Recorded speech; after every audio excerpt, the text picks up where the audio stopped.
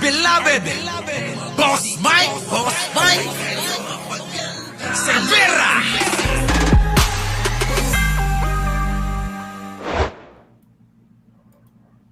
Ginawa niya, alam nyo, hindi ko inintindi mga insulto ginawa sa akin. Nagpunta kami sa Japan, bagong labas lang, sa presidential table, dinensyon niya lahat. Si Sandro, Dad, Manong Chavit is here. Ginano niya, hindi niya akong pinansin. Ang mga overseas workers, bastos naman ang presidente yan, sabi nila. Nagtampo ba ako? Hindi. Ngayon siya sabi mo na pinapasok ko sa PCSO, director lang, dahil chairman ng PCSO yung kapatid ko noon. Anak niya yon, director lang. Ang dami naman yan eh. Sabi naman ni Special Assistant to the President, nagdamayo, sigurado na yan, Manong. Sinabi ng Presidente, sigurado na yan. Isa-isa may na-appoint na director. Umiiyak yung bata. Sigurado na yan. Pag nakita, puro sigurado. Tapos, di na sumasagot. Yung sekretary niya. Nakita kami, yung sekretary niya, tinakpan na yung mata. Wala naman tinupad. Nagalit ba ko? Hindi. Director lang. Ang laking naitulong ko sa kanya, hindi siya Presidente, kundi dahil sa akin. Bakit ako galit? Narinig nyo yon mga kababayan? Hindi siya presidente kung hindi dahil sa akin. Kapal ng mukha nito matanda na to, no? Ang kapal ng mukha, mga kababayan. Halos nga hindi humapansin yan nung eleksyon. Sa totoo lang. Oo. Hindi nga humapansin yan. Sino? Ito, si Chavit Singson. Tuloy. Ba't ako nainis sa kanya ngayon? Nung pinalis natin ang mga bases dito sa Pilipinas, it was approved by the Senate. Pagpunta niya sa States, pinabalik niya lahat, dinagdagan pa. At para tayo dinadala sa kumunoy. Alam niya na magkakagera ang China. Magpresidente ka muna kasi. Para malaman mo. Kaya lang nga, kahit senador, di ka manalo-manalo. Paano? Paano pa presidente kung senador pa lang, di ka na manalo-nalo? Kasi mga kababayan ko, prerogative ng Pangulo kung ano yung nakikita niyang makakabuti para sa atin. Ano po? Yung mga naggagaling-galingan na katulad na itong matandang to, mga kababayan ko, abay, wala hong bilang. Hindi ho sila presidente at hindi sila yung nakakaalam, nakakatanggap ng mga intelligence na mga nangyayari. Si Pangulo may galamay, may mga nasa kanya makinarya. Kaya alam niya kung ano pwedeng mangyari. Kaya nasa kay Pangulo kung ano yung magiging desisyon. Kung kailangang pabalikin, lagyan ng mga base militar ng Amerika sa Pilipinas, nasa kanya yun. Call niya yun. Oo. Call niya yun, mga kababayan. Eto, ano call neto? Di po ba? Ano sinasabi nito? Hindi porke kayo maka-China, magagalit kayo kapag ka nagdesisyon si Pangulo na naaayon sa mga natatanggap niya na mga informasyon. Mga bobo. Bobo tong matanda na to. Tuloy. Sarili lang ang iniisip. Ano po? Sarili lang ang iniisip netong matanda na ito. And Taiwan. Sabi ang China, we never invaded any country but Taiwan, we have to get it because it's ours. Binigyan sila ng 5. Nasaan na? Bakit hindi pa nila nakukuha? Diba? Akala ko ba'y magkakagera, sabi nyo. Ang Pangulo, kung yan ang nakikita niya nakaparaan para maprotektahan ang bansa natin, bakit hindi? Sige nga. Kakampihan nyo yung taong mga nandiyan na umaagaw sa ating mga teritoryo. Kita nyo? Yun ang gusto nilang kampihan natin, mga kababayan ko. Hindi hindi. Hindi tayo papayag ng gano'n. Kaya alam nyo, grabe na itong mga ito ginagawa na lang nilang dahilan kung ano-ano kasi ang totoo gusto nilang matanggal si Pangulo nang sa gano'n, mga kababayan, maipalit si Sara, magawa nila uli yung pong pagnanakaw nila sa bayan. Kasi ang Pangulo ngayon ay seryoso talaga na puksain ng korupsyon. Na ayaw ng mga ito. Paano ang gagawin? Ano ang tanging paraan para maibalik, maging masaya sila? Para ang mga Pilipino ay manatiling mahirap. Para magamit nila at babayaran nila para sa kanilang mga boto. Paiikutin na lang yung mga Pilipino ng mga katulad nito si Chavit Singson. Pinapaikot mga kababayan ko. Ito, bigyan natin ng reaction to sinasabi niya. Ang ayaw ko lang na ginawa niya, alam nyo, hindi ko inintindi mga insulto ginawa sa akin. Wag mo nang banggitin kung hindi mo naman pala iniintindi. Ganun lang kasimple yung Manong. Di ba? hindi mo pala iniintindi kung meron man nagawa sa'yo, eh di, wag mo nang banggitin, di ba? Diretsuhin mo na kagad yung punto mo, ganon. Nagpunta kami sa Japan. Bagong labas lang. Sa presidential table. Dinensyon niya lahat. Oh. Si Sandro, Dad, Manong Chavit is here. Ginano niya. Hindi niya ako pinansin. Ang mga O, kita mo, nagtatampo ka dahil hindi ka napansin. Hindi mo na lang sana ikaw mismo lumapit sa kanya. Di po ba? Sino ka? Masyado ka naman pa-importante para pati yung hindi ka napansin ng Pangulo sa ibang lugar, eh magagalit ka na. Di po ba mga kababayan ko? Dapat isip din ho natin na minsan, tao lang ho si Pangulong Bongbong. Na minsan mga kababayan nakakalimot din eh. Di po ba? Kaya nga minsan ayoko na mag-shoutout eh. Kasi pagka meron ho akong hindi na shoutout, baka magtampo eh. Ano po? Parang ganun lang ho yun. Oh, etong si Chavit, ano po? Hindi lang napansin, ayun, nagtatantrums. Masyadong pa-importante kasi mga kababayan yung katulad nito. Ano po? Masyadong pa-importante. Oo. Di ba? O, sige tuloy. business workers, bastos naman ang presidente yan, sabi nila. Kita mo, nandamay ka pa. Nabastos. Kailan naging bastos ang Pangulo? Ha? Ang bastos, yung nagmumura, nagtatangka ng buhay ng iba tulad ni Sara na kakampi mo. Yun ang bastos. Kababaing tao, napakabastos ng bunganga. Yun po yung bastos. Oh. Oh, nagtampo ba ako? Hindi. Oh. Ayun siya. Oh, bakit mo binabanggit kung hindi ka pala nagtatampo? 'Di ba? Bakit mo pa binabanggit kung hindi ka pala nagtatampo? Hindi mo na lang unawain yung Pangulo na napapagod din. Ganon. Sabi mo na pinapasok ko sa PCSO, director lang. Dahil chairman ng PCSO yung kapatid ko noon. Anak niya yon, director lang. Oh, Director lang hindi nga ho mga kababayan qualified eh. Hindi ho qualified yung sinasabi niya nga director lang yung ipapasok. Eh kung hindi nga qualified eh, pipilit mo? So, lalabagin nyo na lahat yung batas dahil siga kayo, ganon. Dahil makapangyarihan kayo, kaya kailangan lahat ng gusto nyo masunod. Babaliin nyo lahat. Kita nyo? Yung pinapasok po nito mga kababayan, hindi ho qualified. Oh, bakit tatanggapin ng PCSO? Di po ba? Grabe talaga to si Chavit, tanda-tanda mo na eh. ang dami naman yan eh. Sabi naman ni Special Assistant to the President, nagdamay, sigurado na yung Manong, sinabi ng Presidente, sigurado. Di inutukan ng isang gago rin na yon. Nag-utuan kayo para-parehas. Di ba? Lagdameo, ikaw, nako, Diyos ko. Ano yan? Isa-isa may na-appoint na director, umiiyak yung bata. Sigurado na yan, pag nakita, puro sigurado. Umiiyak. Bakit iiyak? Grabe naman. Yun na lang pala director lang pala PCSO, sayaman mo na yan, di ba?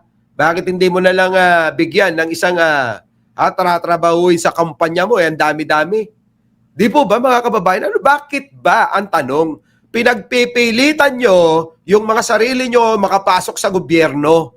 Ano bang meron sa gobyerno? Meron naman kayong mga negosyo. Di po ba, mga kababayan? Meron naman pong mga negosyo eh. Pero bakit ganon? Pinipilit na makapasok yung pamilya niya, kapamilya niya sa gobyerno.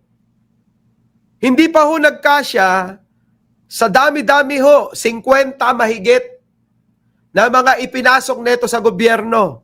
Tanggalin mo yung mga yon. Sabihin mo, magsipag-resign na sila. Di ba? Bakit? Pinipilit. Meron naman hong mga negosyo na pwede doon magtrabaho kung walang maibigay ang gobyerno. Ano po? Hindi ba kayo nagtataka? Para maka-impluwensya sa mga racket nyo. Ganun ba yon? Tapos, di na sumasagot. Yung sekretary niya. Nakita kami, yung sekretary niya, tinakpan na yung mata. Wala naman tinupad. Nagalit ba ako? Hindi. Direktor lang. Bakit binabanggit mo? Nagalit ba ako? Hindi, direktor lang. Kung makadirektor ka lang naman, mga kababayan, tignan nyo.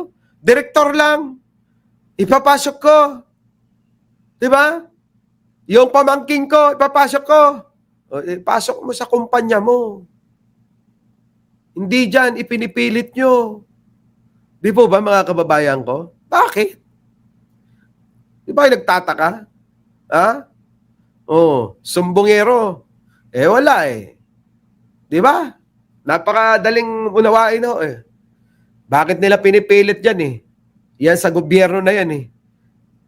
Ang dadaming mga negosyo nito. May construction company. Merong mining. Kita nyo? At marami pa hong iba. Bakit pinipilit ho nila? Diyan sa gobyerno magsiksikan sila.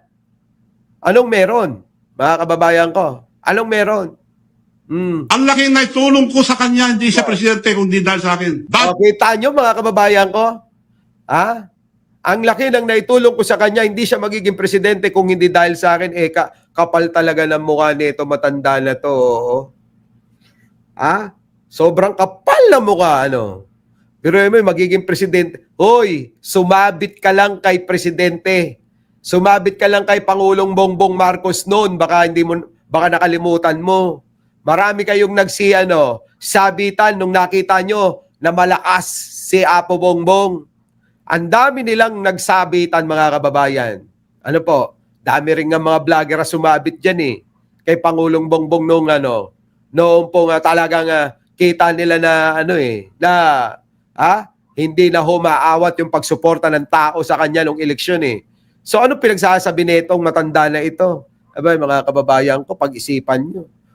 Na etong mga ito, abay, magagaling ho magsinungaling at gagawa ho ng kaparaanan, mapabagsak lang ang gobyerno ni Pangulo, tulad niyan magkakaroon ng September 21 rally, kung sasama kayo dyan, kapag may sumigaw na ho dyan, na pabagsakin ang gobyerno ni Pangulong Bongbong, lumayas na kayo, umalis na kayo, dahil ho mga kababayan, wala na.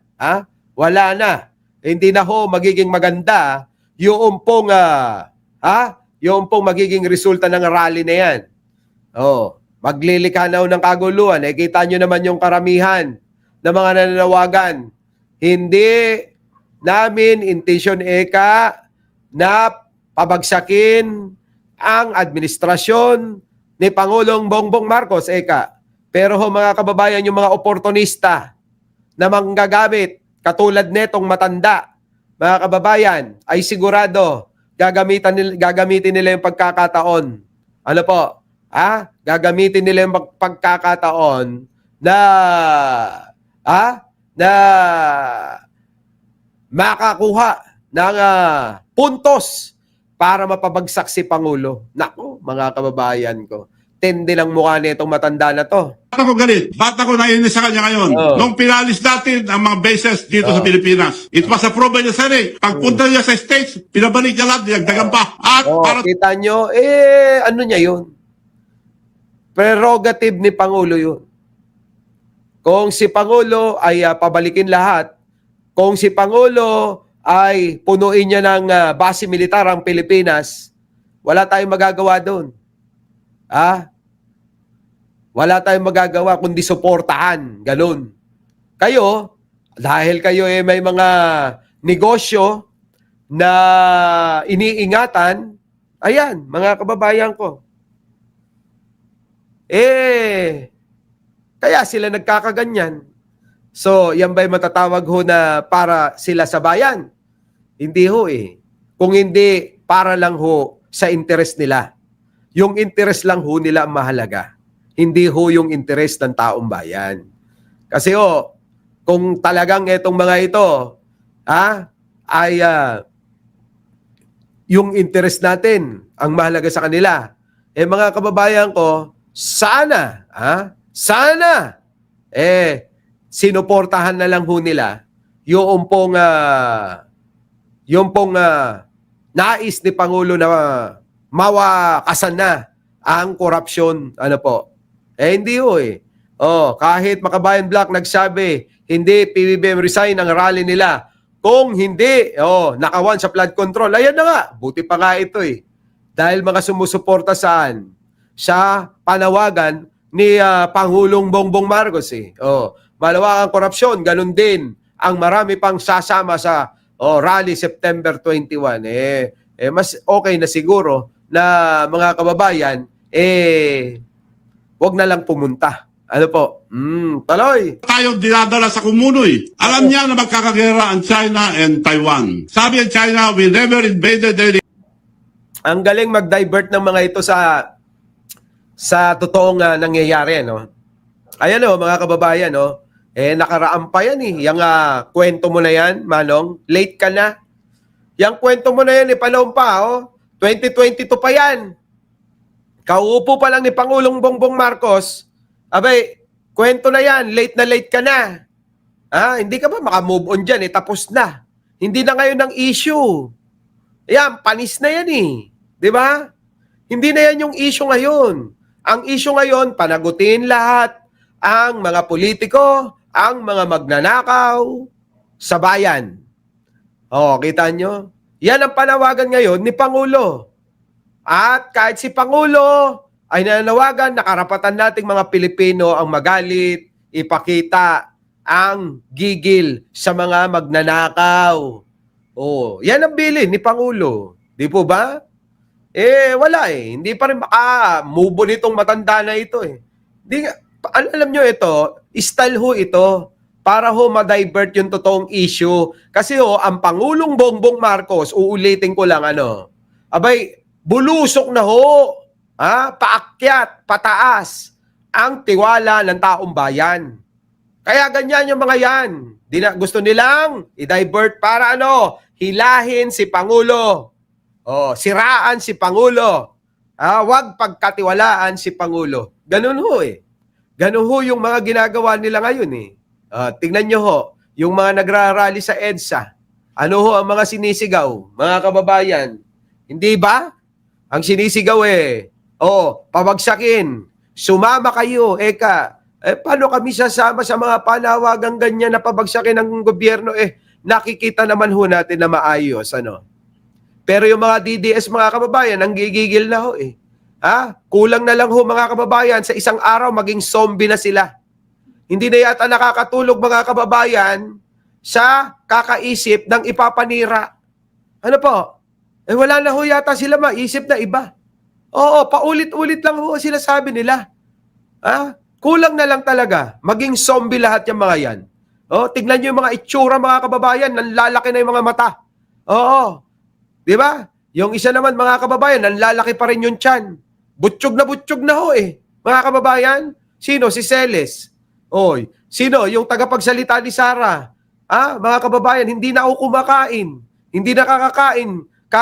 Isip kung paano siraan ang gobyerno. Nako, mga kababayan ko. Our beloved Boss Mike Cervera.